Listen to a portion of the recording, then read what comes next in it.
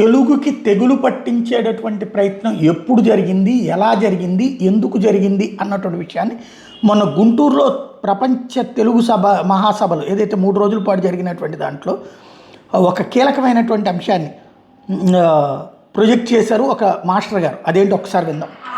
అభ్యసనకి విద్యార్థికి కావాల్సింది తెలుగు వాచకం. అంటే ఒక బోధన చేయాలంటే తెలుగు ఉపాధ్యాయుడి చేతిలో ఒక ఉపకరణం ఉంటుంది, అదేంటంటే తెలుగు వాచకం. దాన్ని ఆధారంగా చేసుకునే తరగతిలో నేను బోధన చేయాలి. నాకెంతో జ్ఞానం ఉన్నదని నా ఇష్టం వచ్చింది చేయటానికి వీలు లేదు ఒక ప్రభుత్వ పాఠశాలలో పనిచేస్తున్నప్పుడు. అలానే ఒక అభ్యసన చేసేవాడు ఎవరంటే విద్యార్థి. అభ్యసనకి ఆధారమైంది ఏమిటి అంటే ప్రభుత్వ తెలుగు వాచకం. ఈ తెలుగు వాచకంలో 2000 సంవత్సరంలో చేసిన గొప్ప ప్రయోగం ఏమిటి అంటే మన వాళ్ళు తెలుగుని ఎలా బోధించాలి అనటానికి వాళ్ళు ఏం చేశారంటే పద పద్ధతిలో తెలుగుని బోధిద్దాం అన్నారు. పద పద్ధతి అంటే ఏమిటండి అంటే పిల్లలకి మనం అక్షరాలను నేర్పద్దు. మొదట అక్షరాలని నేర్పద్దు.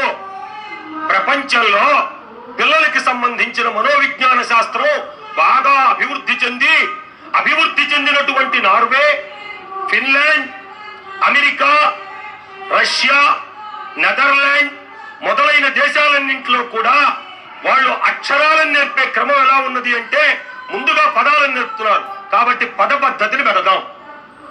అరే తెలుగు భాష ఏమిటి, దానికి ఉన్నటువంటి స్వభావం ఏమిటి నువ్వు అర్థం చేసుకోకుండా ప్రపంచంలో వస్తున్నటువంటి బోధనలో ఉన్న మార్పులను తీసుకొచ్చి నీ తెలుగు పుస్తకం మీద రుద్దావు. నువ్వు ఏం చేశావు? అమ్మ బొమ్మ పెట్టి కింద పిల్లవాడిని చెప్పన్నావు. అమ్మ అన్నాడు. అంటే ఉపాధ్యాయుడు ఉద్దేశం ఏంటంటే అమ్మలో ఆని గుర్తించాలంటాడు. మరి పక్కన మా కింద మా ఒత్తు ఉందిగా, అసలు వాడికి అక్షరాలు రావుగా. 1వ తరగతి తెలుగు పుస్తకం పట్టించారు ప్రభుత్వ పాఠశాలలో 2000 సంవత్సరంలో. పద పద్ధతి పెట్టారు. పెడితే పిల్లలు తరగతులు మారుతున్నారు. ఈ తరగతుల్లో ఇక్కడ కూర్చున్న పెద్దవాళ్ళు చదువుకున్నప్పుడు ఏ విధంగా ఉందో ఆ ఫిల్టర్ లేదు. ఇప్పుడు వాడు 1వ సంవత్సరం అయిపోగా 2వ తరగతికి వెళ్తాడు, 2వ కానీ 3కి వెళ్తాడు, వెళ్ళిపోయాడు. 5 సంవత్సరాల తర్వాత ఏం తేలిందంటే పిల్లల్లో అక్షరాలు గుర్తించడం లేదు. ఇప్పుడు ఏం చేయాలి? మళ్ళీ మన రాష్ట్రంలో రాష్ట్ర విద్యా పరిశోధన శిక్షణా సంస్థను గొప్ప సంస్థ ఉంది. దాన్ని ఇంగ్లీష్ లో SCRT అంటారు. వాళ్ళు ఏం చేశారంటే పద పద్ధతి కాదు, ఈసారి పదాలని కలుపుతూ మనం వాక్య పద్ధతి పెడదాం. పిల్లల్ని వాక్య పద్ధతి ద్వారా వాక్యంలో ఉన్నటువంటి అక్షరాలని గుర్తించి ఆ అక్షరాలు వాళ్ళ యొక్క మెదడులో నిక్షిప్తమయ్యేటట్టు చేద్దాం అంటూ చక్కటి వాక్యాలను తయారు చేశారు. నాన్న నాగలి పట్టుకొని పొలం వెళుతున్నాడు, అవి మన యొక్క ప్రాంతీయతకు సంబంధించినవి చేశారు. మరొక 5 సంవత్సరాల కాలం గడిచిపోయింది.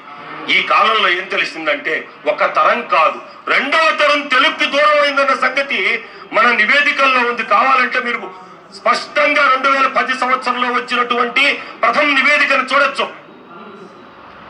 ఇప్పుడు ఏం చేయాలి? మళ్ళీ మేధావులందరూ కూర్చున్నారు. మేధావులు అంటే మీకులాగా ఇక్కడ కూర్చున్నటువంటి పెద్దవాళ్ళు వాళ్ళు కాదు. వాళ్ళందరూ కూడా డిగ్రీలు ఉన్న మేధావులు. డిగ్రీలు లేని మేధావి కొమర్రాజు లక్ష్మణరావు గారు, డిగ్రీలు లేని మేధావి శ్రీపాద కృష్ణమూర్తి శాస్త్రి గారు. ఇంగ్లీషు రాదు, తన ఎత్తు గ్రంథాలను రాశాడు మహానుభావుడు.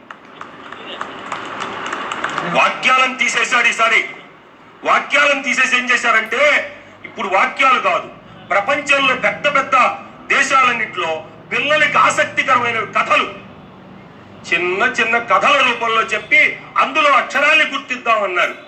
2010 నుంచి 15 మధ్యలో జరిగినటువంటి టెక్స్ట్ బుక్లు తీసుకుంటే మీరు కథా పద్ధతిలో పిల్లలకి ప్రాథమిక స్థాయిలో 1-2 తరగతులు బోధించారు.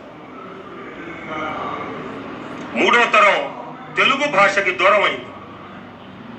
కావాలంటే ఇప్పుడు ఆ 2010-15 మధ్యలో చదివినటువంటి వాళ్ళకి ఇక్కడ కవితలు ఎవరైతే వల్లిస్తున్నారో కవితలు ఇచ్చే చదవమనండి, అర్థం చేసుకోమండి, మీకే తెలుస్తుంది. 2015 నుంచి 20 సంవత్సరం ఇప్పుడు వచ్చింది. దీంట్లో ఏం చేశారంటే ఈసారి మళ్ళీ టెక్స్ట్ బుక్ల్లో కాదు కథలు కాదు, ఇప్పుడు మనం పిల్లలకి ఆసక్తికరమైనవి గేయాలు.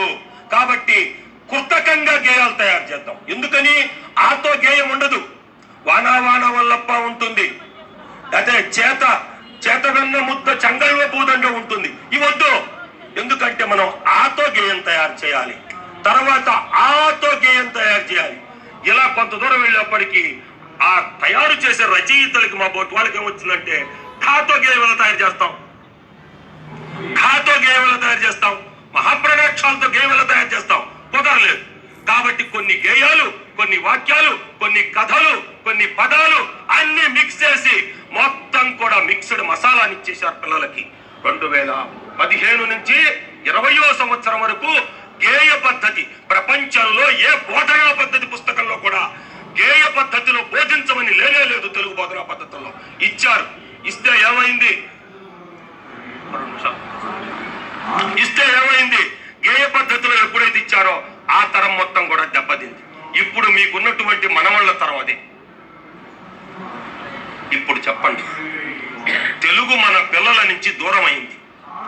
1, 2 తరగతులు చదివేటప్పుడు పిల్లవాడికి ఏమి రావాలి అంటే చక్కగా వాడు చక్కగా తెలుగులో మాట్లాడటం రావాలి, భాషణము చక్కగా వాడు చూసి చదవటం రావాలి, పఠనము ఒక చెప్పిన 4 పంక్తుల్ని చక్కగా 1, 2 తరగతుల్లో రాయటం రావాలి, లేఖనము.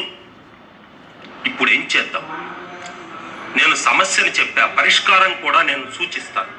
మామిడి వెంకటరంగయ్య గారు ఇప్పుడు 8వ తరగతిలో పాఠం ఉంది. మహానుభావుడైన వ్యక్తి. ఆయన నాటి జ్ఞాపకాలనే పుస్తకం రాశాడు. ఆయన 1996వ సంవత్సరంలో ఆయన 1వ తరగతి చదువుకున్నాడు. ఆయన అంటాడు ఏమిటంటే, నేను చదువుకునే రోజుల్లో వీధి బడిలో మా గురువు గారు అక్కడ నేల మీద ఇసుకలో ఆలు రాయించేవాడు. ఆలతో ప్రారంభమైంది, తర్వాత గుణింతాలు, ఇలా చెప్పుకుంటూ వాడు వెళ్ళి పెద్ద బాల శిక్షలో చిన్న చిన్న పదాలు పూర్తయితే 1వ తరగతి పూర్తయినట్టే. కాబట్టి ఇప్పుడు మళ్ళీ మనం వెనక్కి మరలవలసిన అవసరం ఉందంట. 1, 2 తరగతుల్లో ఇది ఖచ్చితంగా ఆ సూచన ఆచరించదగింది. ఇక్కడ మాటలు కోటలు దాటుతాయి, చేతలు గడప దాటవు అన్నటువంటిది ఎవడికి వాడు మేధావి, ఏది పడితే అది కొత్త బోధనతో నాశనమైనటువంటి తెలుగు బోధనని మార్చకపోతే ఇక ఆ తర్వాత చరిత్రలో తెలుగు ఉండే ఇంగ్లీష్తో చెప్పుకోవాల్సిన కర్మ పడుతుంది.